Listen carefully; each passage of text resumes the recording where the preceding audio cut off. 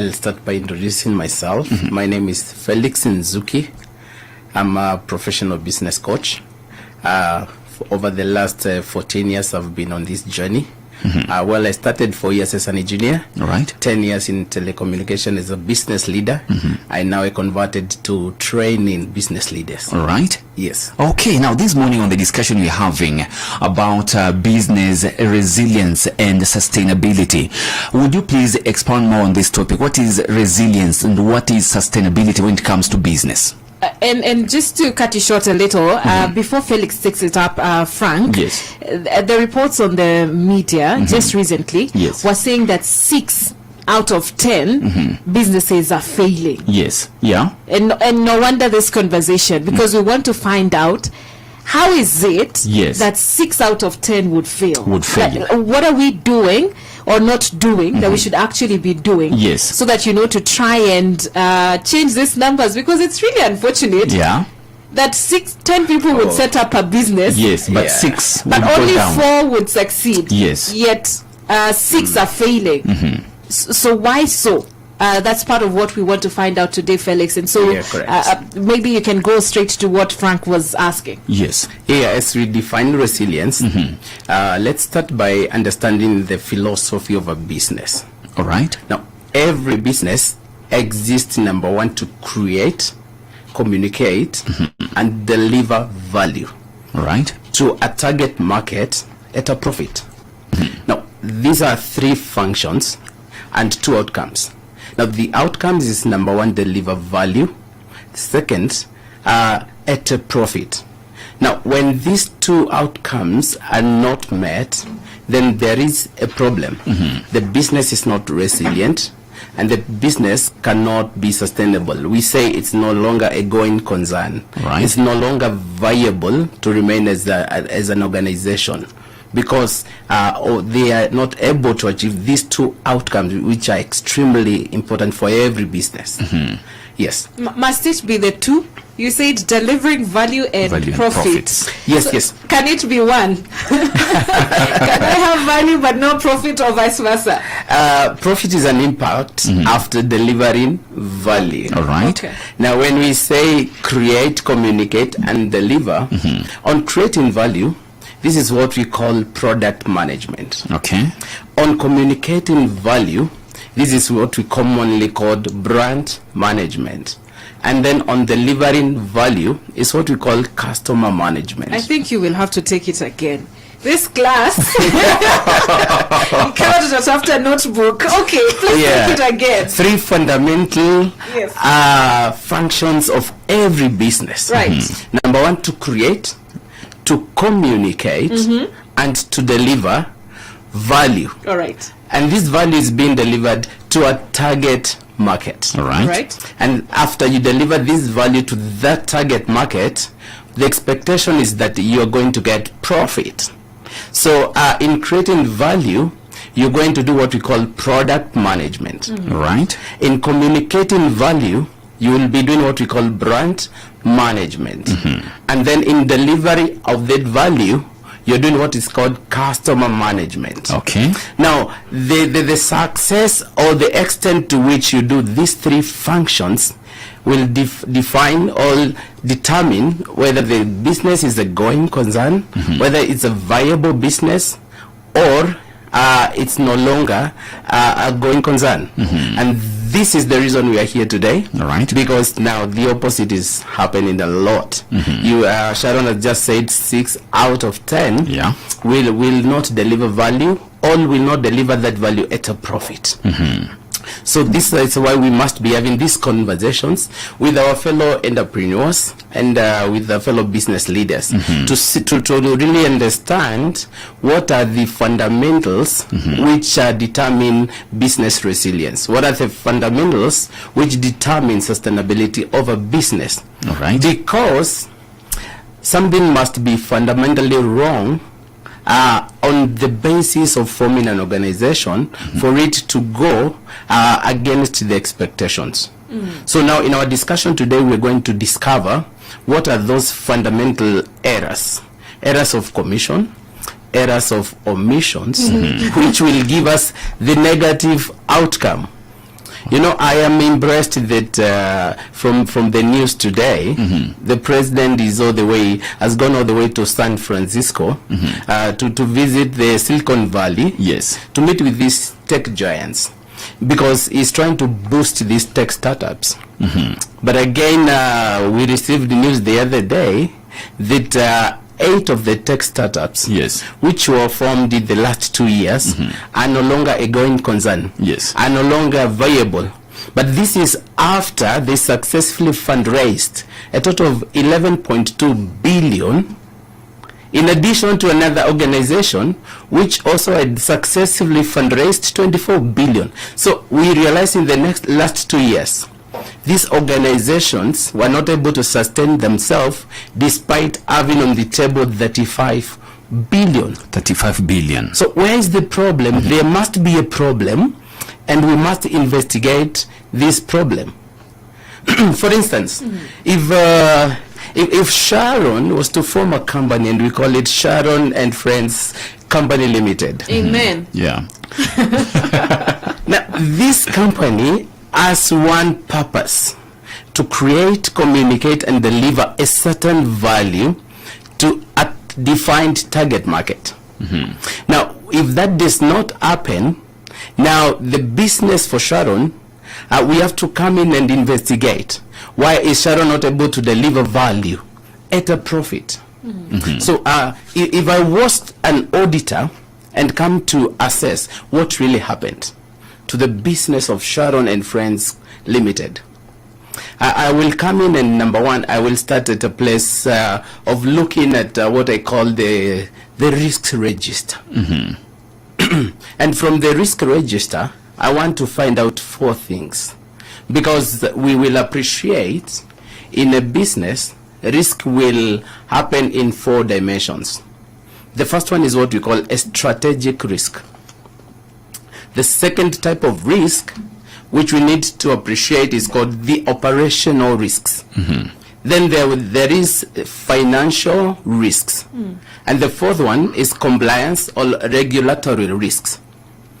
So when I look and take the books of Sharon and Friends Limited, number one, I want to understand at the strategic level, there are some decisions which are made by directors, and these decisions are concerning the objectives of the organizations. Now, these decisions are the ones which, number one, can be too risky to lead to the organization to its collapse. I will give you a few examples. For example, you may say now your company is going to launch a certain product. So you want to launch a new product into the market. Now, in this case, we are talking about tech startups. So it's a technology-related product. Let's say delivery doing deliveries using a technology. We have seen some people doing deliveries using drones. But now what happens, immediately you conceptualize the decision, and you see it is good, you do a market survey, you're able to do very good financial forecast, and you're able to stand before financiers and confidently assure them this is a good business you can invest in. At that level, you're going to go through because they're going to invest. So what happens 1 year after now you're running this good business? We begin to realize that this technology had not gone through the cycle of testing. So this technology has not matured. So always we say technology is uncertain. And you know, every 3 to 5 years, technology is changing. The other day when I was traveling to Addis, in Nairobi, I found young men doing delivery using the skates. They are rolling over the road and doing deliveries. On arrival to Addis, they're doing deliveries using branded bicycles. So many bicycles in the city. And now Sharon and Friends Limited is doing deliveries using drones. So now all of a sudden, new competition arises. competition you had not conceptualized, competition which you had not managed as a risk, and now you have the funding. And another decision which was made by your board is to go and now buy a big fleet of these drones. So you have a lot of assets, all the money is tied there, but now there's competition. So you are not able to realize the kind of sales which you had forecasted. Now, so this is the decision we're saying at the strategic level. There's certain decisions you're supposed to make which will affect the objectives of the organizations. Some of these decisions may also involve what we call capital projects, significant acquisitions. They can be decisions around investments. They can be decisions around disposal of assets, or even investments in the treasury bills. Now, these decisions would prove very heavy for a business, especially now. You know, when you're fully funded, you're quick to make certain decisions. I will tell you that in Kenya, we are blessed to see opportunities. We pick opportunities very fast. We are very entrepreneurial. But now where we draw the line is to see risks and to manage risks. Yeah. So I've talked about now strategic risks. You'll find that for a startup between 1 and 2 years, most the biggest risk which will hit a startup is around strategic decisions. Yes. So when I come to your company, Sharon and Friends Limited, I'll be asking, what are the controls in place to make sure such heavy decisions are not left to Sharon alone? Then I will realize Sharon has put in place a board of governance. Mr. Frank will be there to advise. Then I will be asking, what are the skills and knowledge and experience of Mr. Frank? Does he come from that technology? Is he technical to understand now the risk associated with these technologies? So now when you're forming a board, it's extremely important you look at their skill sets, their knowledge and their experience. You know, we talk about experience in terms of years because a lot of, when you have a number of years more than 10, you've seen different kind of risks, and you are able to look at the business using the different variants, such that now when you test the business, you are able to see if this happens, then how are we secured? So that is what we call strategic risks. If I proceed to the next level, we talk about operational risks. Now, operational risk is, let's say you've done very well in year 1, now you are in year 2, and now you're running the process. Everything is moving. You begin to expand your team. You begin to expand your assets. You begin to expand your distribution network. You realize that now you're putting money into operational expenditure. So the main question is, how do you manage that operational expenditure to retain it at a certain percentage, such that it will not go beyond? What we've realized is that a lot of times there's a lot of waste in what we call operational expenditure. Waste in 7 big areas. There's waste in transport, waste in inventory, waste in motion, waste in warehousing, waste in over-processing, waste in overproduction, and waste in defects, such that you have to do return job. So the volume of waste being produced by your organization will soon determine whether you're going to remain as a going concern or you're going to close shop and go home. So what are we finding? That there's a lot of startups which are well funded. So funding is not the problem here. So the problem must be something different. And now when we begin to investigate your operational cost, we begin to realize that there are waste which needs to be managed. So that is about operational costs. They may expose a business to its failure such that the operations cannot be sustainable. Right. Great. Okay, just hold it right there, Bwana Felix, because we need to take a very quick break, but we'll be back in a few moments. Learning. We are really learning and taking a lot of notes. So if you have a question, please feel free to send it. Feel free to send it to 20933. That's our SMS line. You can also reach us on WhatsApp. 0717400555, as well as on our social media platforms at Hope FM Live. God, we thank you for your presence.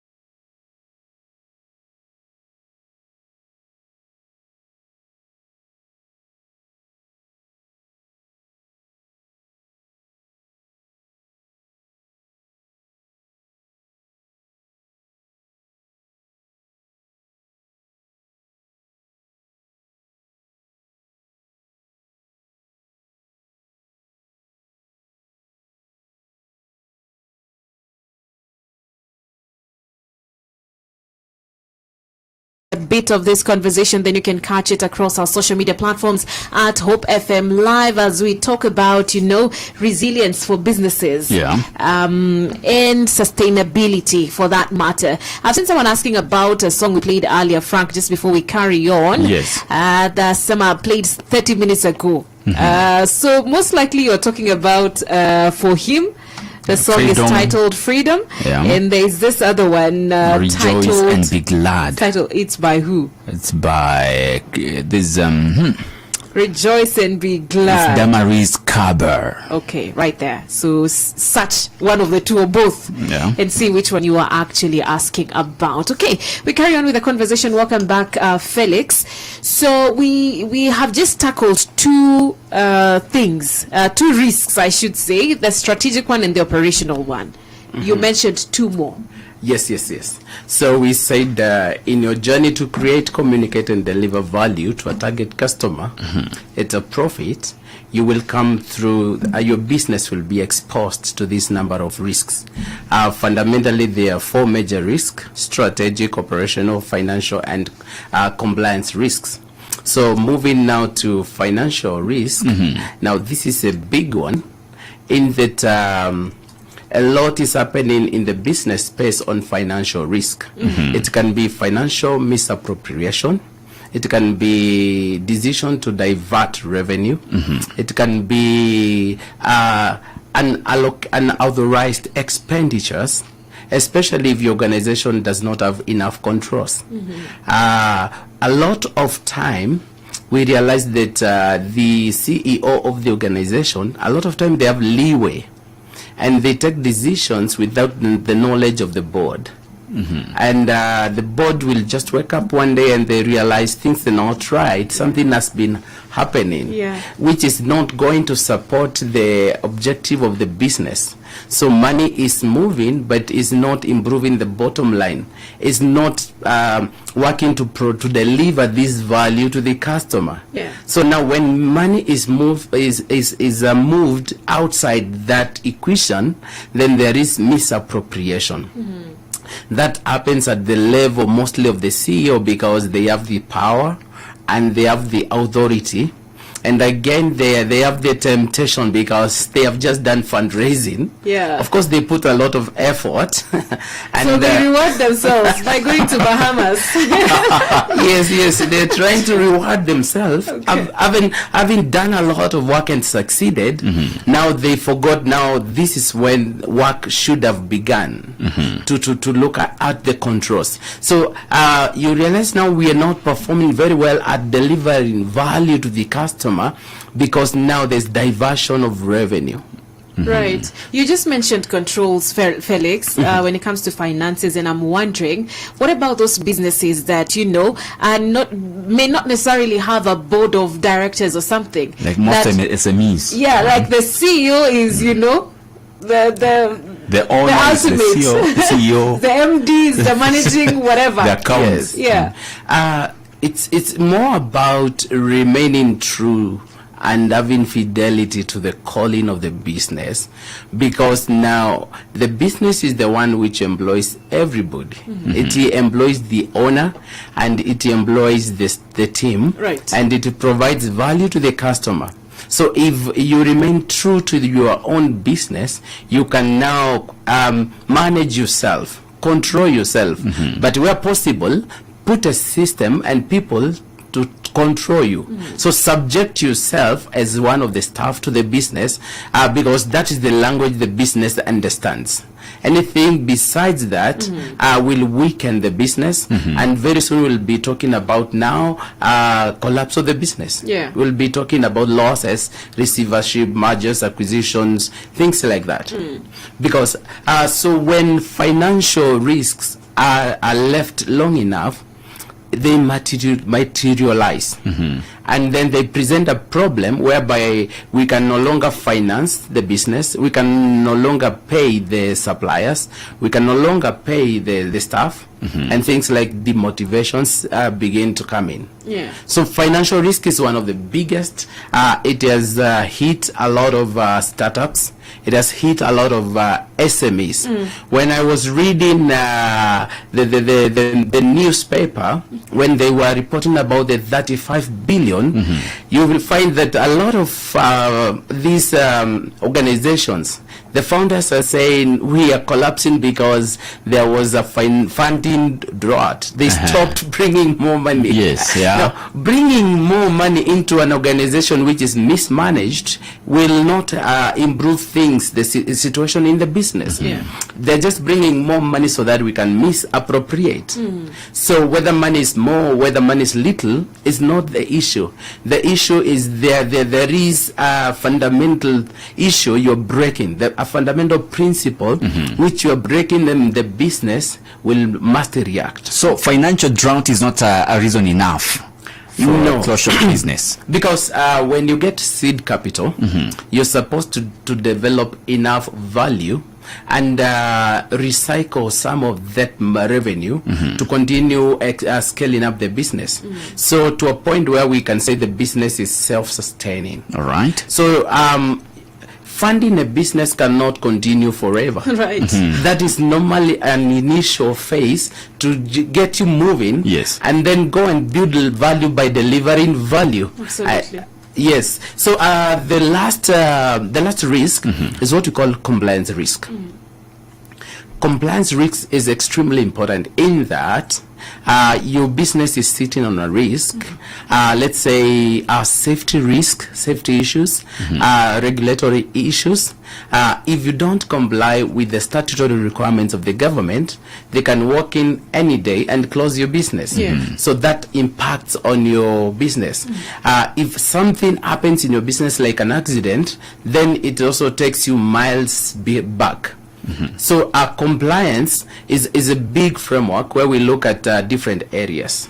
What are the best practices in your industry which you need to comply? What are the regulatory and statutory controls which you need to comply? A lot of businesses are going for ISO certification, industry certifications. So these are meant to safeguard the business. So the business should continue as a going concern. So that is about now the risk. All right. Right. Which now will move us to what do we do about the risk. All right. Thank you. Just hold it right there. George Gishuru is in studio to let us into the latest in the business world. After that, we'll be back with Felix. So don't go away. Please stay with us. The Business Line. It's just business. Good morning. The edition of the East Africa Regional Tourism Expo slated for November this year will be held in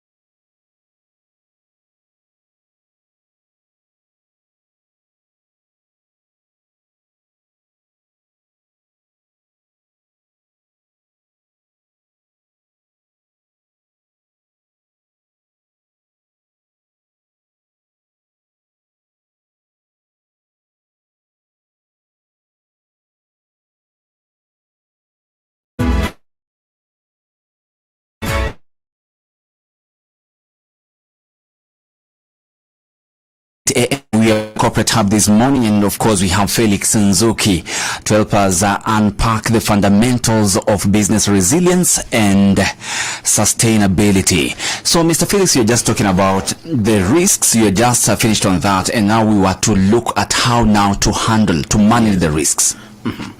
So this happens at the beginning stage, right? When you decide to set up a business, at the strategic planning stage, there's an exercise called risk management, risk planning, which has 3 dimensions. The first dimension is what we call identifying the risks. Right. What are the possible risks related to my business? Whether technological, whether economical, whether political, whether social, whether legal, how will this affect? Because they are both external and internal risk. So you must be able to identify and document as many risks as you can imagine related to your business. For those who have been in business for more than 5 years, they will have the advantage of even documenting much more risk. But now the ability to identify as many is the beginning of now managing the risk. So that is what we call risk identification. Now that we have the risk identified, let's say we have 20 risks, we go to the next process to assess this risk. So in assessing risk, we'll be asking 2 questions. What is the potential, what is the probability of this risk happening? So we call it probability. And then the second question is, if this risk happens, what will be the impact?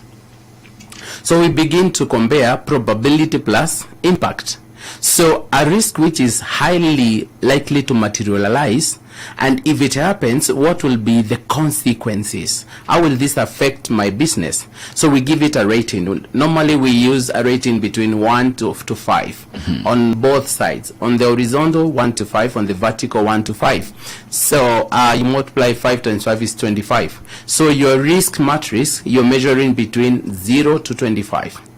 So any risk where the product of probability and impact is more than 16, that is 16 to 25, we put it on the red color.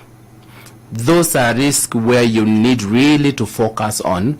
Those are critical to your business. They carry the highest risk. There are risks which when you multiply it, they will be below between 10 to 16. So they will be on the average. They will be, say, yellow. Then below that, there are risks which are very low. That one is between 0 to 10. You put them green. There's still a risk to be considered, but now you are fully aware. You've given them what we call an assessment and come up with a risk rating using the risk matrix. So risk matrix is a good tool to help us now rate every particular risk. So now you have the rating, you know, I'm sitting on a risk which is 20 at the rating. Then you go to the next level, which is called risk mitigation and risk management.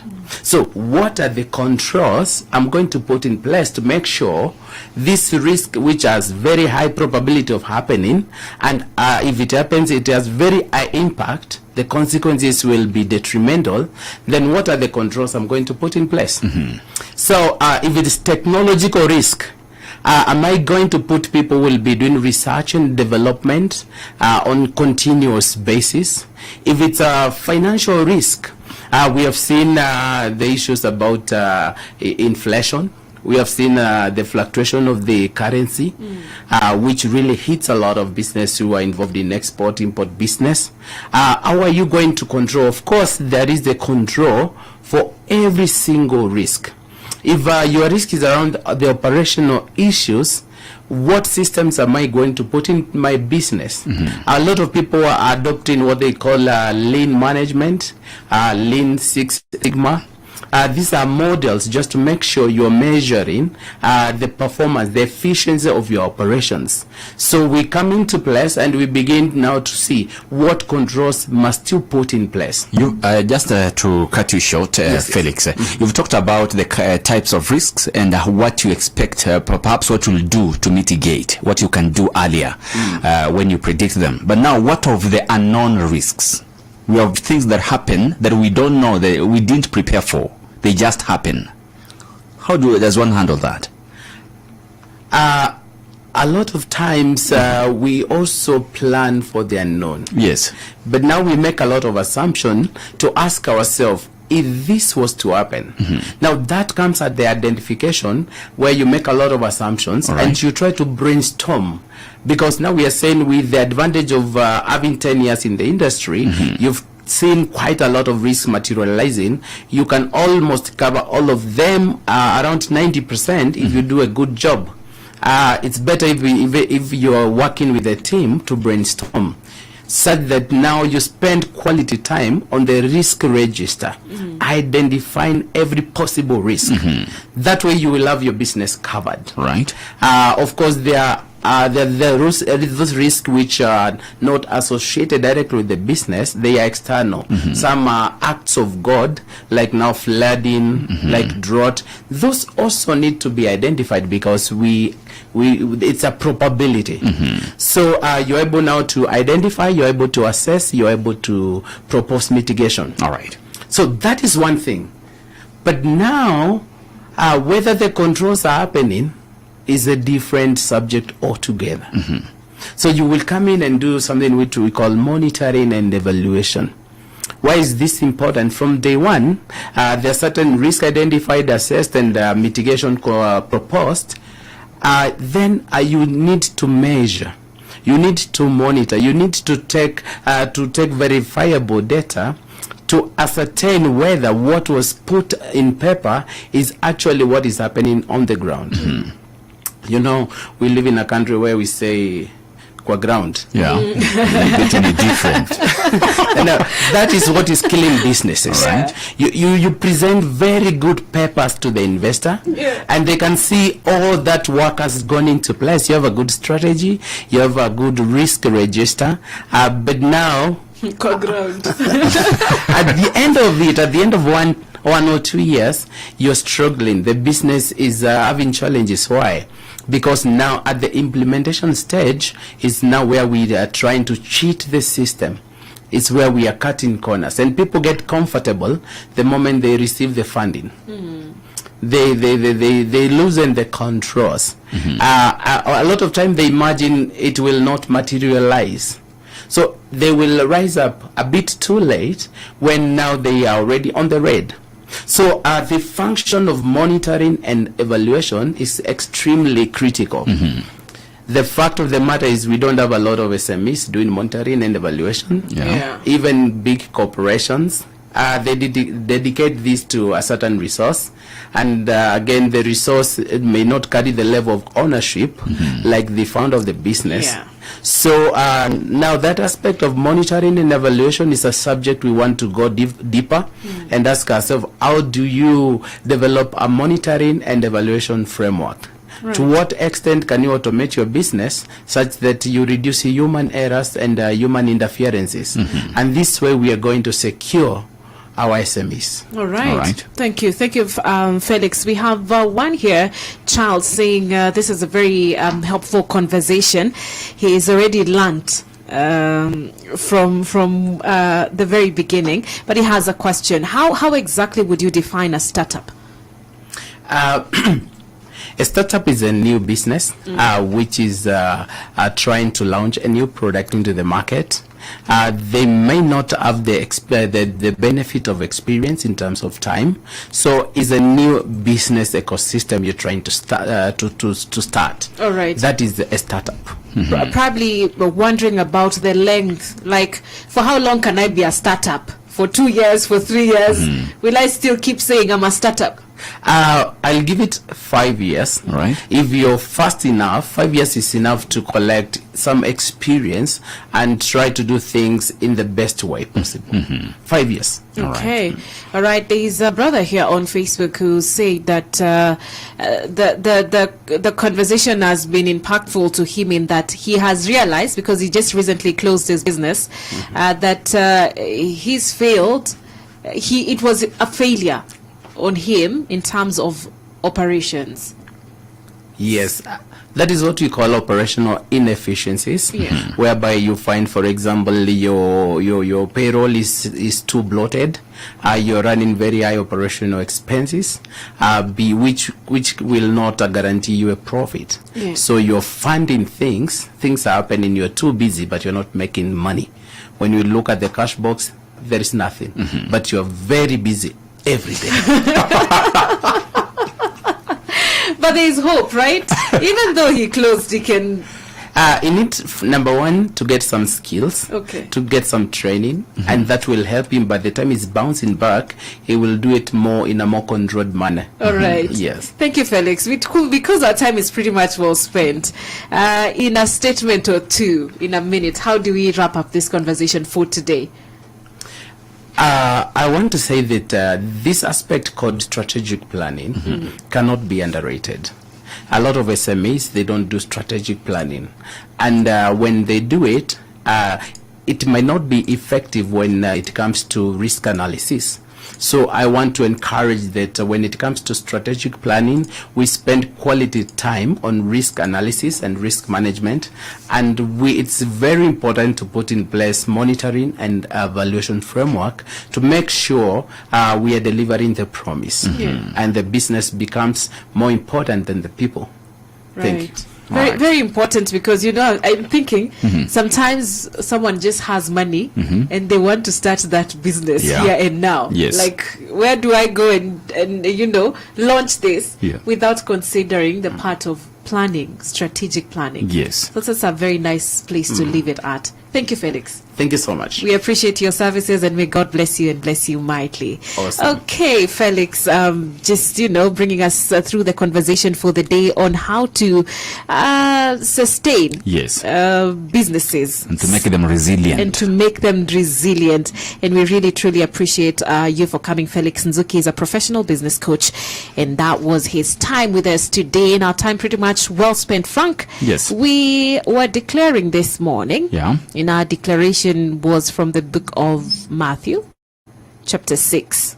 Matthew chapter 6.